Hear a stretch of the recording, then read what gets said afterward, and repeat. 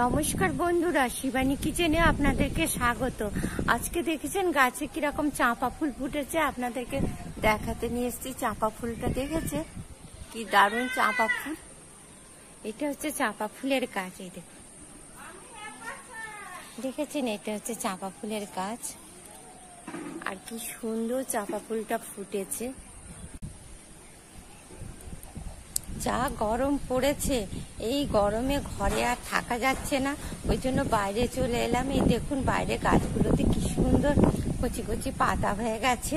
চলুন আর দেরি করব না, এবার রান্নাটা শুরু করে দিই। কারণ কিছুটা কাঠের উনানে করব আর কিছুটা গ্যাসে করব।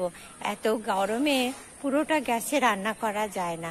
আজকে করব মটনের কষা। দেখুন আমি এটা কিভাবে করি। নমস্কার বন্ধুরা, শিবানী কিচেনে আপনাদেরকে স্বাগত। আজকে আমি মটনের ঝোল রান্না করব। এই মটনের ঝোল রান্না করার জন্য প্রথমে আমি মটনটাকে সিদ্ধ করে নেব। এই জন্য কুকারে আমি 1 বাটি জল নিয়েছি। এবার এর মধ্যে দেখুন মটনটাকে দিয়ে দিলাম।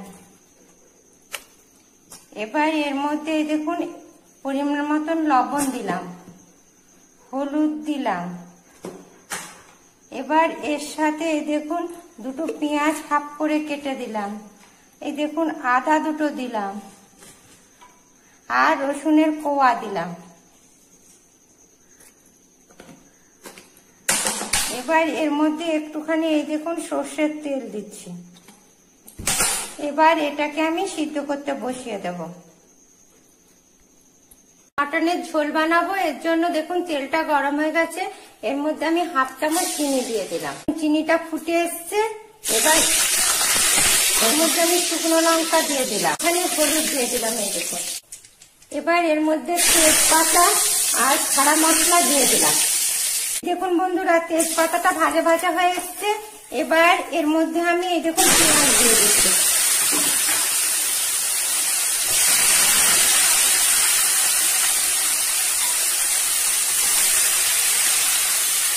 এবার এর মধ্যে আমি আরেকটু হলুদ দিয়ে দিলাম আর এই দেখুন একটু লবণ দিয়ে দিলাম। দিয়ে এবার এটাকে আমি ভালো করে ভেজে নেবো। দেখুন আগে পেঁয়াজটাকে ভালো করে ভেজে নিই, তারপরে আর মশলা দেবো। দেখুন বন্ধুরা পেঁয়াজটা ভাজা হয়ে গেছে। এবার এর মধ্যে আমি আদা, রসুন, ধনে আর জিরে শুকনো লঙ্কা করে বেটে নিয়েছি, সেটা আমি দিয়ে দিচ্ছি মশলাটা।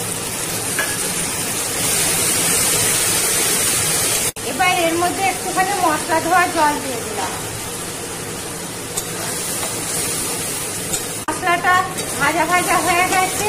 এবার এর মধ্যে আমি এই দেখুন মটনটা দিয়ে দিলাম। এর মধ্যে আমি এই দেখুন মটন সিদ্ধ জলটাও দিয়ে দিচ্ছি একটুখানি।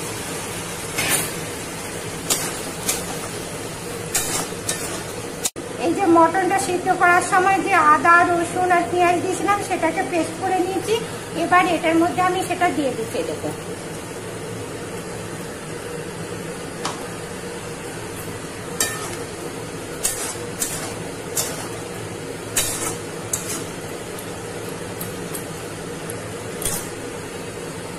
এই দেখুন আর একটু জলটা দিয়ে দিলাম গ্রেভিটা। এই দেখুন আর একটু জল দিয়ে দিলাম। মাংসটা মটনটার মধ্যে ভালো করে মশলাটা এর মধ্যে জলটা কিছুটা কমে গেছে। এবার আমি আলুটা এর মধ্যে দিয়ে দিচ্ছি। এই দেখুন আলু দিয়ে দিচ্ছি।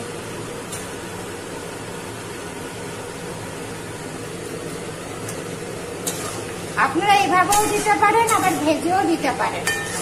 দেখেছেন বন্ধুরা কি দারুণ রংটা এসছে, আবার মাংসটা কষা হয়ে গেছে। এইভাবে রান্নাটা করবেন, দেখবেন খুব সুন্দর খেতে লাগবে। দারুণ রংটা এসছে। আর এই কাঠের উনানে মাংস রান্না মানে অসাধারণ। এটা খেতেও খুব সুন্দর হয়।